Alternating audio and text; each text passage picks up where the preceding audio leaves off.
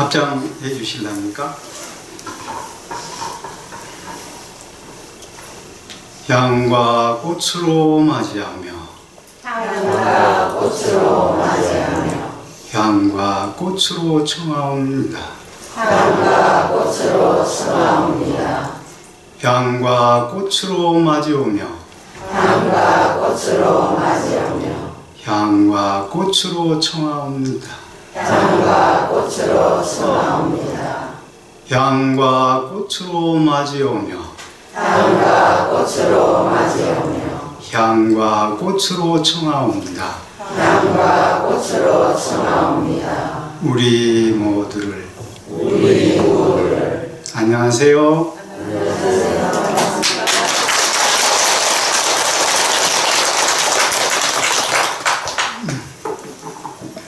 제가 이제 쌩얼이 안 됩니다. 안경을 써야 돼요.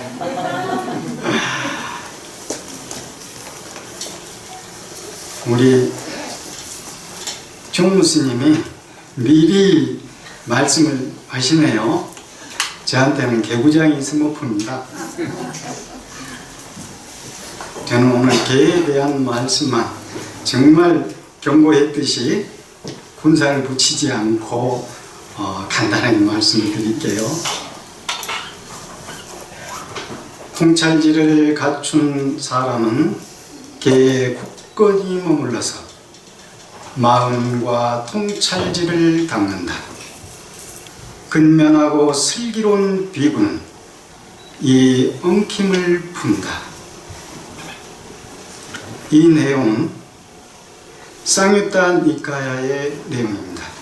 부처님이 사이성에 계실 때 한밤중에 하늘에서 천신이 내려와서 부처님을 찾아뵙고 자신의 의심을 해결하기 위해 다음과 같은 질문을 했습니다.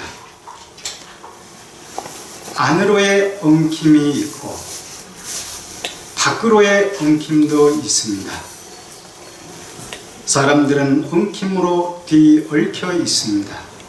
고따마시여, 당신께 그것을 여쭈오니 누가 이 엉킴을 풀 수 있습니까? 엉킴이라는 것은 가래의 그물과 동의어입니다. 엉켰다는 것.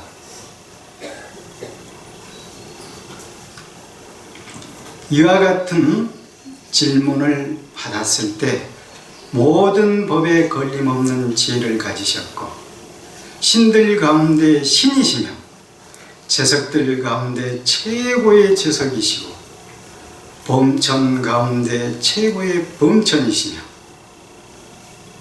장애 없는 지혜를 가지셨고 모든 것을 두루 보는 눈을 가지신 부처님께서 그에게 그 뜻을 대답하신 개송이 바로 통찰지를 갖춘 사람은 개에 굳건히 머물러서 마음과 통찰지를 닦는다. 근면하고 슬기로운 비구는 이 엉킴을 푼다라고 답을 했습니다. 모든 세상에 존재하는 모든 것들은, 형성된 것들은 무상하시다.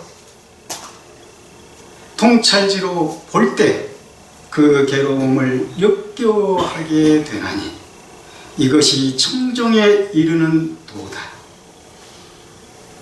항상 계를 갖추고 통찰지가 있고 깊이 삼매에 들고 부지런히 정진하고 근면한 자는 건너기 어려운 폭류를 걷는다고 했습니다. 비구들이여, 이 도는 유일한 길이니 중생들을 청정하게 하고 근심과 탄식을 다 건네고 육체적 고통과 정신적 고통을 사라지게 하며 옳은 방법을 터득하고 열반을 실현하기 위한 것이다. 개에 굳건히 머물러서라고 하는 것은 개를 철저히 봉행하는 자를 게 먹는다고 합니다. 근면한 사람이라고 하는 것은 정진하는 자. 정진은 모든 오염원들을 말려버리고 태워버리기 때문에 근면한 자라고 합니다. 근면하고 슬기로운 자는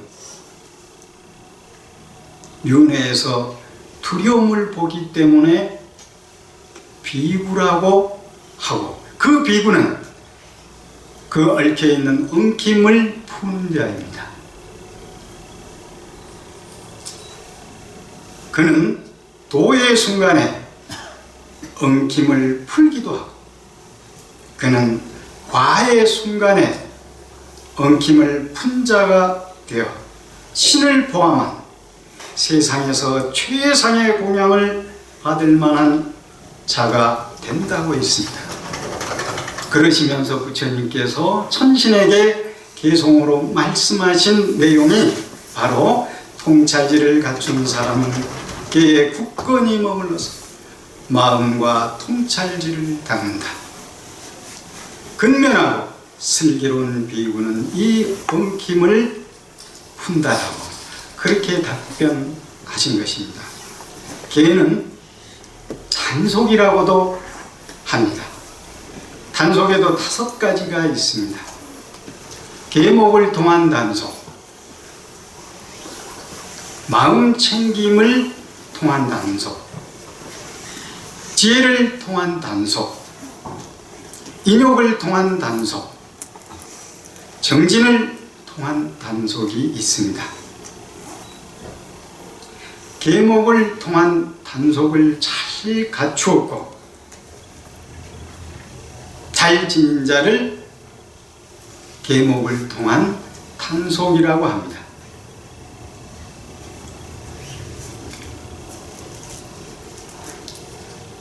눈의 기능을 보호하고 눈의 기능을 단속을 실행하는 그런 것을 마음챙김의 단속이라고 합니다.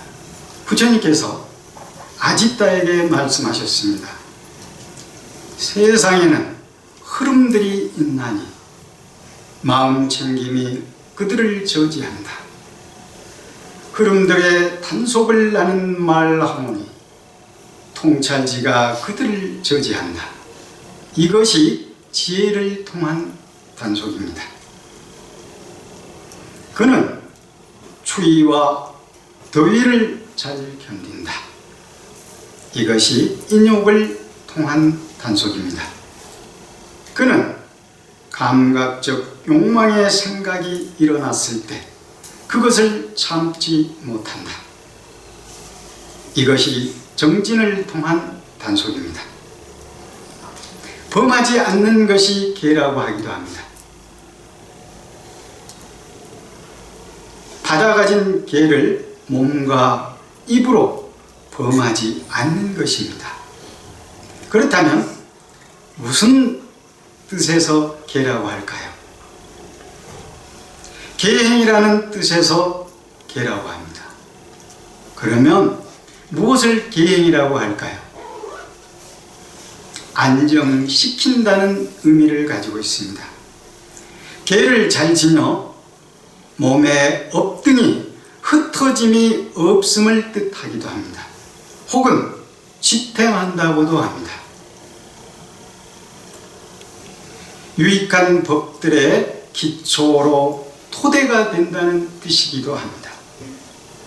토대가 되기에 지탱이 되고 지탱이 되기 때문에 흩어지지 않습니다.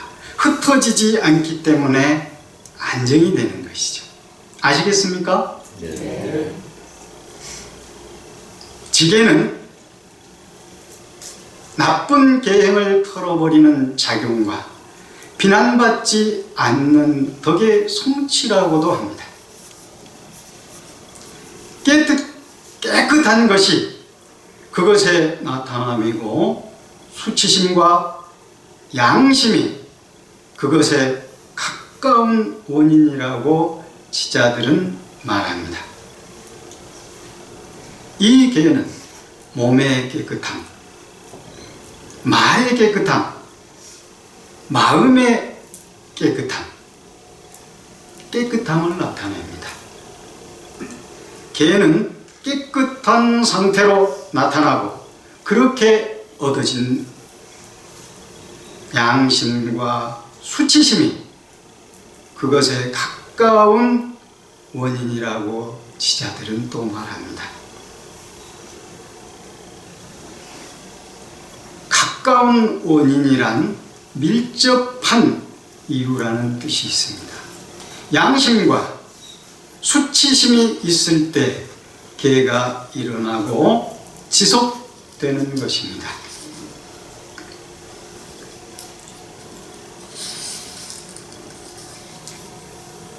어치라는 새를 아시는가요? 산까치를 어치라고 학명으로 그럽니다. 산까치 아시죠? 예. 네. 산까치를 새의 학명어는 어치라 그럽니다. 어치새가 알을 보호하고 야크가 꼬리를 보호하듯 사랑하는 자식이나 하나뿐인 눈을 보호하듯 그와 같이 개를 잘 보호하는 신중한 자는 항상 개를 존중해야 한다.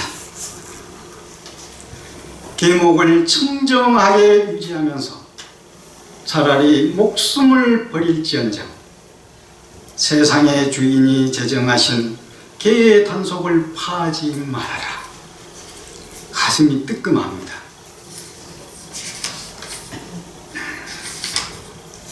그러므로 자신의 이름을 구하는 모든 사람들이야 작은 숲속의 원숭이처럼 밀림에 길들지 않은 사슴처럼 안절부절 못하는 어린아이처럼 눈을 두근거리지 말지어다. 눈을 내리뜨고 멍에의 길이만큼만 시선을 두는 자가 될지어다. 두리번거리는 숲속의 원숭이 같은 마음의 노예가 되지 말지어다. 여러분 어떠신가요?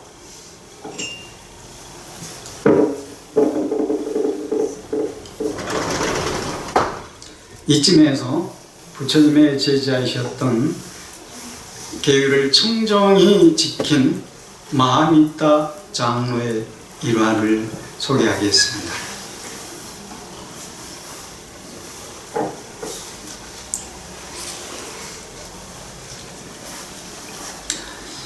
마하미타 장로는 당신만 출가하신 게 아니라 당신의 여동생도 출가하여 비구니가 되었습니다. 어쩌면 한 아들과 한 딸이 있었는데 아마 둘 다 출가를 해버리니까 어머니를 봉양할 수 있는 그런 자녀가 없었던 모양이에요. 그런데 어느 날 그 어머니가 악성 종양이 생겼어요. 그러니까 아주 많이 편찮음하시게 된 것이죠. 그래 어떻게 하셨던지 따님인 비구니 스님을 찾았습니다. 그래 그 따님인 비구니 스님에게 내가 이렇게 아프니 너무 아파서 힘이 드니 오빠인 스님한테 가서 내 약 좀 얻어다 다오 이렇게 부탁을 합니다. 그래 이제 따님인 비구니 스님이 이제 부지런히 오빠 스님을 찾아서 오빠에게로 가죠. 그분이 마하미타 장로십니다. 그래 오빠 스님에 가가지고 오빠 스님, 어머니가 지금 악성 종양으로 너무 힘들어 하십니다. 그래 어머니가 말씀하신 말씀을 그대로 오빠 스님에게 전해요. 그러니까 그 마음있다 장모께서 하시는 말씀이, 나는 의사도 아니고 약사도 아니고 약을 어떻게, 병에 따라서 어떻게 약을 제조할 수도 없는데, 조제할 수도 없는데,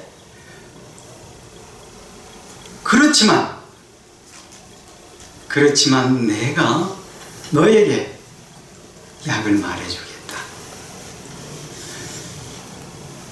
들어보실랍니까? 네. 내가 출가한 이후 아직 탐욕과 함께한 마음으로 이성의 형상을 보아 감각 기능들의 단속에 관한 계를 깨뜨린 적이 없다. 이 진실하고 진실한 말로 나의 어머니가 쾌차하시기를 가서 이렇게 말씀드리고 청신녀인 어머니의 몸을 만져드려라. 이렇게 마음있다 장로가 누이 동생 비구니에게 말을 해요. 저는 이 대목에서 가슴이 벅찼습니다. 나는 그렇게 못했어요. 그래, 그 누이 동생 비구니가 오빠의 그 진실한 말씀을 가슴에 담고 어머니에게로 돌아와요. 그래, 어머니를 만져드리면서 이 오빠 스님이 일러준 내가 출가한 이후에 아직 탐욕과 함께한 마음으로 이성의 형상을 보아 감각 기능들의 단속에 관한 계를 깨뜨린 적이 없다. 이 진실한 말로 나의 어머니가 쾌차하시기를, 이 말을 들으시는 순간에 어떻게 됐을까요? 어머니의 악성 종양이 마치 포말이 사라지듯 병이 쾌차했대요. 그래가지고 어머니가 그 쾌차에서 일어나서 얼마나 아들 스님이 정말 어때요? 당신 곁을 떠나서 출가해서 비구가 되었지만, 부처님의 제자가 되셨지만 얼마나 아들이 좋았던지. 어머니가 쾌차에서 일어나서 이렇게 말씀을 하십니다. 만약에 부처님께서 살아계신다면 어찌 내 아들과 같은 스님의 머리를 그 자애롭고 비단결 같은 부처님의 손으로 쓰다듬어 주시지 않겠는가? 나도 그랬어야 되는데.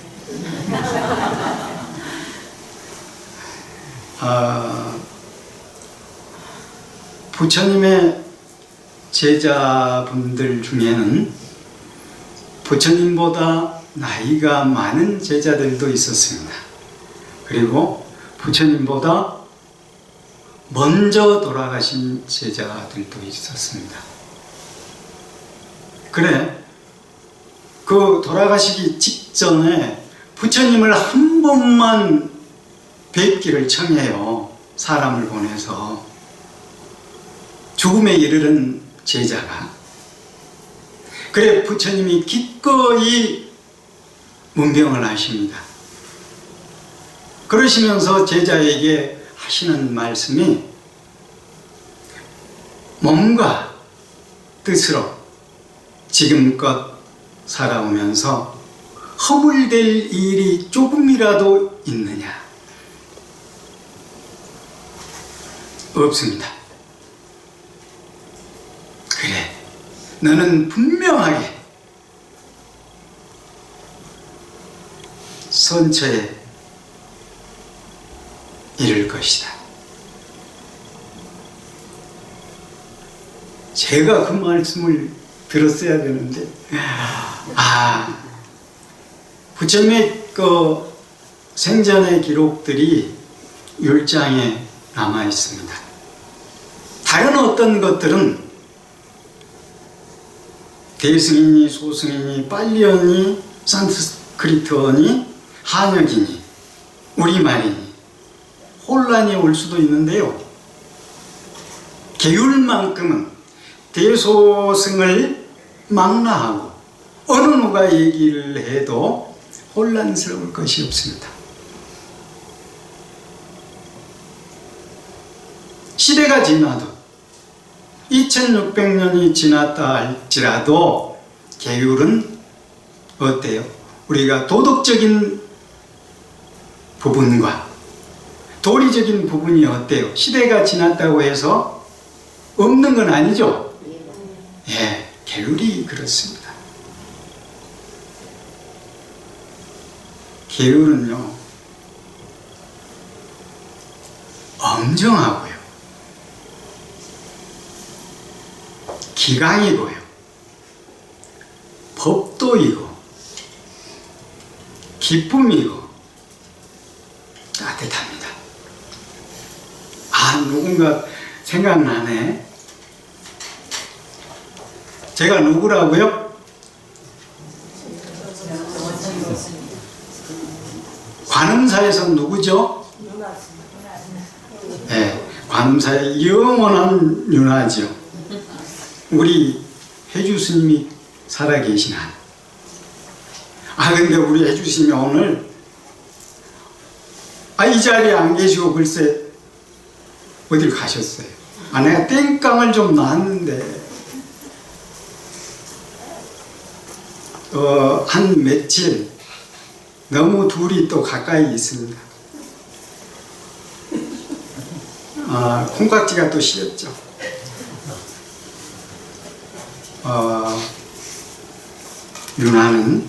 윤화라고 하는 소임은 엄정해야 됩니다. 기강이 있어야 되고요, 법도가 있어야 돼요. 그리고 대중을 기쁘게 할 줄 알아야 됩니다. 그리고 대중에게 늘 따뜻해야 합니다. 저 역시 그리 되려고 애를 씁니다.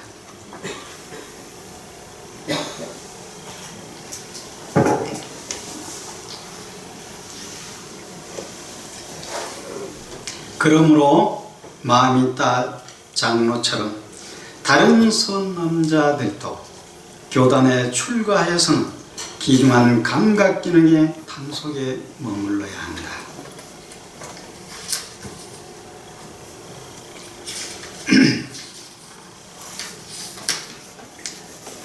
쾌락은 불무더기를 안고 있을 때의 고통보다 더 격렬한 고통의 결과를 가져오건만 파괴한 자는 그것을 버리지 않나니 그에게 무슨 행복이 있을까? 개를 반 자는 말총밧줄로 짚는 개는 고통보다 더한 고통을 받을 것이거늘 남의 경배를 받음에 무슨 행복이 있을까? 개를 반 자가 신심 있는 자들의 합장 공경을 받는 것에 무슨 행복이 있을까? 참으로 찌르는 고통보다 더 예리한 고통의 원인일 뿐. 자제함이 없는 자가 옷을 수용하며 무슨 행복이 있을까? 그것으로 인해 오랫동안 지옥에서 불타는 철판의 덤을 감수할 것을. 비록 걸식한 음식이 달콤하지만 개를 판 자에게는 톡과 같다. 그 때문에 오랫동안 불타는 무쇠덩이를 삼켜야 하리. 개를 판 자들이 침상과 의자를 수용할 때 비록 행복이라 여기지만 고통일 뿐. 그 때문에 그들은 오랫동안 불타는 쇠침상과 의자에서 고통스러워하리. 개를 판 자가 신심으로 보시한 절에 머무를 때 무슨 즐거움이 있을까? 그 때문에 불타는 가마솥에 머물러야 할 것을 의심하는 습관을 가졌고 탐욕 등 쓰레기를 가졌고 오염원들이 흐르고 악하고 안이 썩었다고 그를 꾸짖으면서 세상의 스승께서 말씀하셨다. 절제되지 않았고 사문의 옷을 걸쳤을 뿐 사문이 아니요 손상되었고 자기의 선근을 파버리고 사는 자의 목숨을 어찌 부끄러워하느랴. 마치 장엄을 원하는 자가 오물을 버리고 시체를 버리듯이 개를 지닌 고요한 분은 파괴한 그를 버려버리니 그런 그의 삶이란 과연 무엇이든가. 두려움은 조금도 벗질 못했고 모든 증득의 행복으로부터는 벗어나 버렸으니 천상의 문은 그에게 굳게 닫혀 있고 파멸체의 길에 올라 있구나. 연민을 가진 자에게 계행이 나쁜 자를 죄하고 누가 다시 연민의 대상이 될까? 계행이 나쁜 것에는 참으로 여러 가지 결점이 있구나. 이와 같이 우리는 어때요? 자기 자신을 반조함을 통해서 개를 파함에서 위험을 보는 것을 알아채야 합니다. 그리고 개를 성취하면서 이익을 보는 것도 우리는 알아야 합니다. 개를 깨끗이 지니는 자가 바로와 가사를 수하는 것은 신심을 자아내게 하고 그의 출가는 분명한 결과를 가져온다. 개가 청정한 피부의 마음에 자책 등의 두려움이 들어오지 않나니 마치 어두움이 해 들어오지 않듯이 개를 성취하여 빛나는 피부는 고행의 숲에서 빛난다. 마치 보름달이 허공에 빛나듯이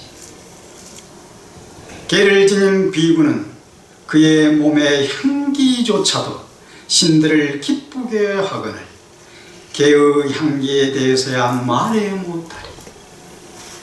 개의 향기는 모든 향기 가운데 가장 수승하나니 그것은 걸림없이 모든 방향에 퍼진다. 개를 지닌 자를 위해서 한 행위는 비록 적을지라도 큰 결과를 가져온다. 그러므로 개를 지닌 자는 공양과 공경의 그릇이 된다. 금생의 번뇌들이 개를 지닌 자를 괴롭히지 못하고 개를 지닌 자는 미래의 고통의 뿌리를 끊어버린다. 인간의 행복이든 천신들의 행복이든 개를 지닌 자가 원한다면 그것은 얻기 어려운 것이 아니다. 일반의 경지는 지극히 고요하나니 개를 지닌 자의 마음은 그곳으로 달려간다. 개는 모든 성취의 뿌리라. 현자는 갖가지 개 이익을 알아야 하리.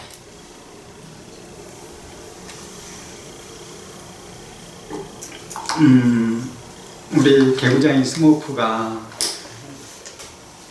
너무 많은 시간을 갖지 말라고 미리 경고를 했는데요.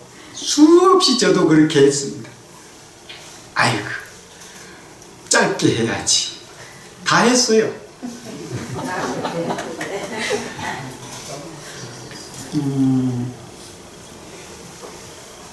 이 책은요, 청정도론이라고 하지요. 한문으로 번역했을 때 청정도론이라고 합니다. 범어로는, 빨리어로는 위스티마카.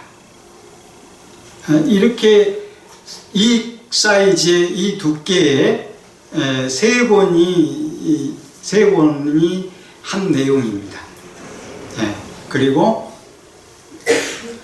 성광사유론의 연구과정의 스님들의 1학기 교재이기도 했습니다. 그래 이제 익숙한 내용이고, 또 출가자이든 제가 여러분들이든 개에 대해서 너무 어려워하지 마시고, 제가 어렵게 말씀드렸나요? 네. 저는 지금도 이 책 저 책 가운데 계율책을 제일 먼저 손이 갑니다. 그렇게 하기를 내 삶의 3분의 2 정도를 그렇게 했어요. 어쩌면 조금은 익숙해졌습니다. 아직은 다는 아니에요. 아직도 어설프고 뒤뚱거리는 그럴 때가 있습니다. 그러나 그럴 때 나를 바로 잡아주는 것, 나를 제자리로 오게 하는 것, 그것이 부처님이 제정하신 계율입니다. 나를 여러분들한테 친근하고 따뜻하게 하는 것도 바로 계율이에요. 절대 어려움 마시고, 너무 계율이 내 자신을 속박한다는 생각은 아예 하지 마세요. 시간이 어떻게 됐을까요? 맞춰도 되나요? 더 하시면 됩니다. 30분까지 하시면 그러면요, 내가 꼭 이 부분은 여쭤봐야 되겠다. 정말 나는 이게 궁금해. 잠도 잘 안 와. 이런 분이 계시면 지금 이 순간 한번 말씀을 해보세요.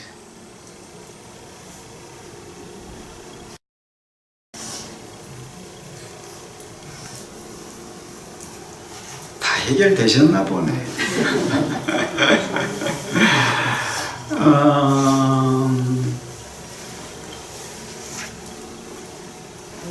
저는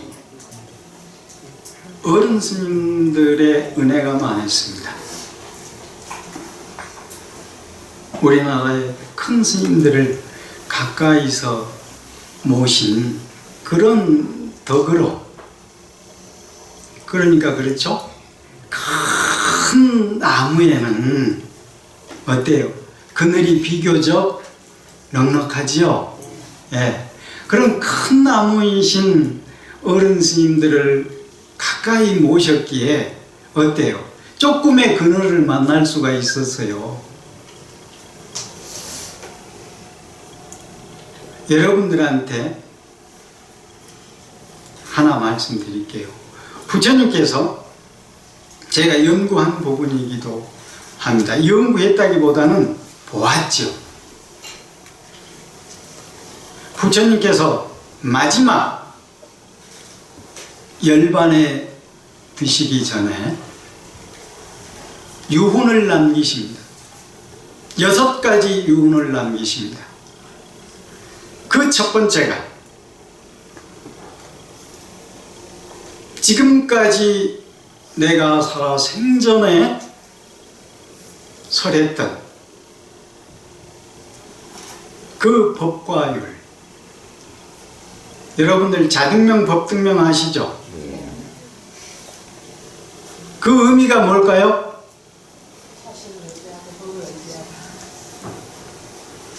자신을 귀처로 삼고 자신을 의지처로 삼고 내가 지금껏 그대들에게 말했던 법과 율에 의지하라.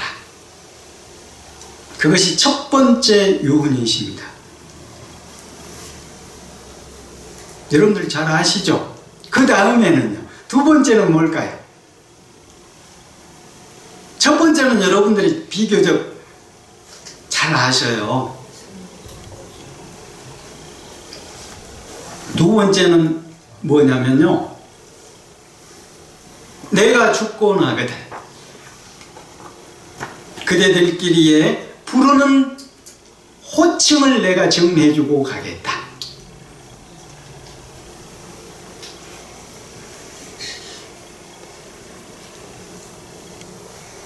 출가의 나이가 아직 적은 신참 비구는 출가의 나이가 더 많은 구참 비구에게 존자라든지 장로라든지 이러한 존경의 칭호를 쓰도록 해라. 출가 나이가 많은 구참 비구는 출가 나이가 적은 신참 비구에게 이름을 불러도 좋다.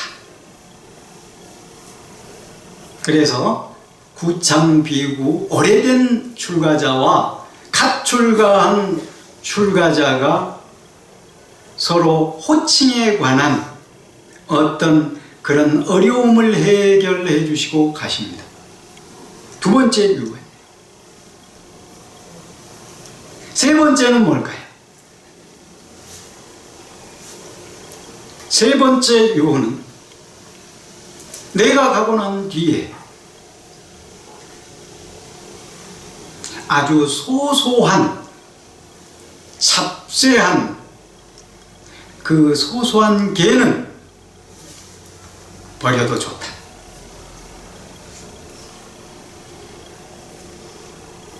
사분율상으로는 비구는 250개요. 비구년은 348개요. 남전빨리율에는 비구는 227개요. 비구년은 311개입니다. 모든 율이 6가지 율이 현재 존재합니다. 그걸 육부율이라고 하죠. 그런데 계율의 조수의 차이는 조금 있습니다. 그렇지만 내용의 차이는 그다지 없다고 보셔도 됩니다. 예. 그래서 부처님이 가신 뒤에 아주 소소한 것들은 버려도 좋다 하는 것이 세 번째 요원이십니다. 네 번째 요원은 부처님이 태자 시절에 또 성을 떠나 출가할 때 마부 역할을 했던 찬타가, 참나라고 부르기도 합니다. 나중에는 부처님의 제자가 돼서 그 또한 출가 비구가 됩니다. 그런데 출가한 이 찬타가, 이 비구가 부처님 말씀 외에는 다른 비구들의 말을 들으려고 하지 않았답니다.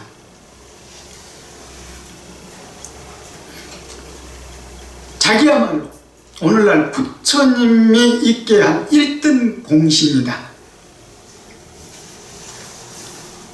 그래, 다른 출가자들을 이렇게 가벼이 여기고 이게 자기가 너무 그러니까 부처님을 출가하게 된 1등 공신이라고 너무 자만해요. 그래가지고 승가의 어떤 화합적인 부분, 이 부분에서 실제로 많은 문제를 일으킵니다. 곳곳에, 율장의 곳곳에는 찬나의 그 잘못된 행위 때문에 승단에 문제가 되어서 이곳저곳에서 거론됩니다. 그런데 부처님이 살아 계실 동안에도 해결이 안 됐어요. 그래서 네 번째 부처님의 요혼 중에 비구들은, 나의 제자들은 찬타카에 대해서, 찬나에 대해서 일체 묵빈대처하라. 요즘 말로 하면요, 집단 따돌림을 하거라.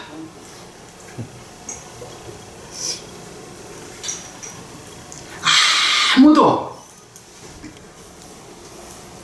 말을 걸지 못하게 하시는 거예요. 그러다 보니까 자기가 이제 어때요? 말 한마디 건넬 상대가 없게 되는 거죠.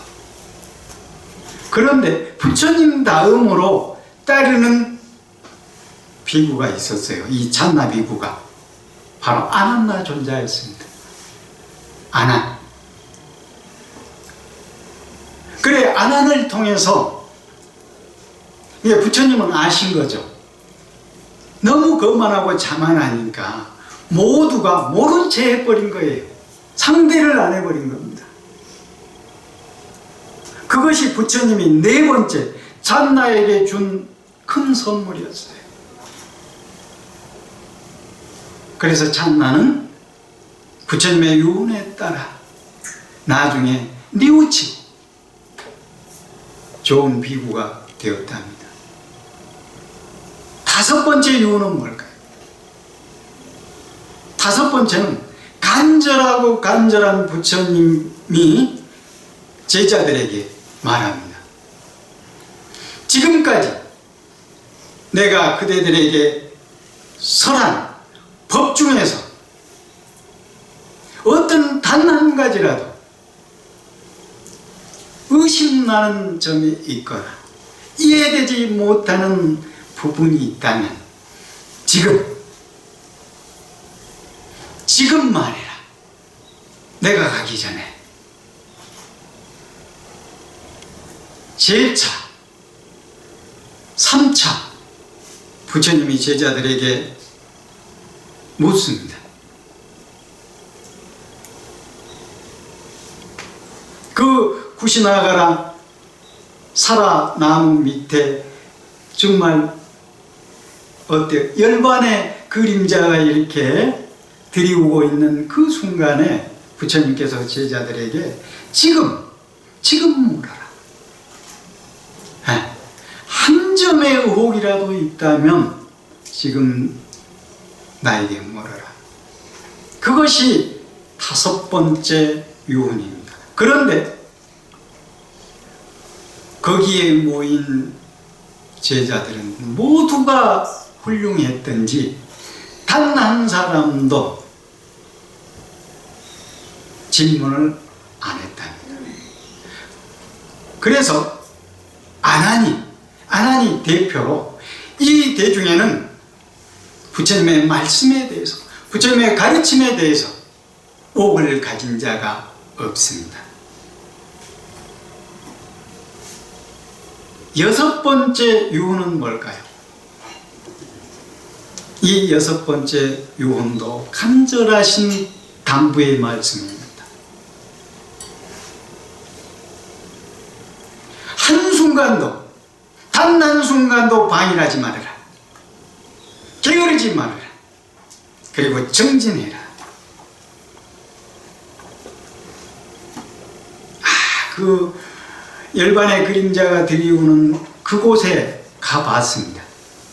너무 가슴이 뭉클하고, 부처님이 이곳에서, 이 자리에서 제자들을 모아놓고 이 여섯 가지 유언을 하실 때, 우리로 치면 유언일 수 있죠. 너무나 가슴이 뭉클하고 눈물이 나고.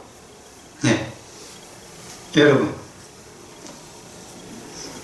우리는요, 부처님께서 잘 설해 놓으신 그 가르침을, 그 법을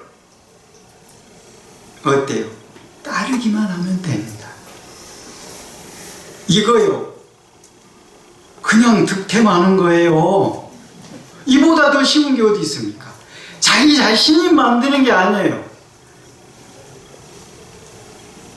부처님께서 깨달으신 그 깨달으신 실제를 어때요? 제자들에게 일러주셨단 말이에요. 그러니 우리는 그 가르침을 실천만 하면 되는 겁니다.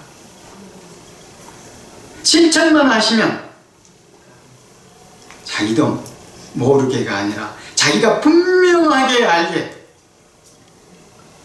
그 자리에 이르러 있을 테니까요. 아셨죠? 네. 마치도록 하겠습니다.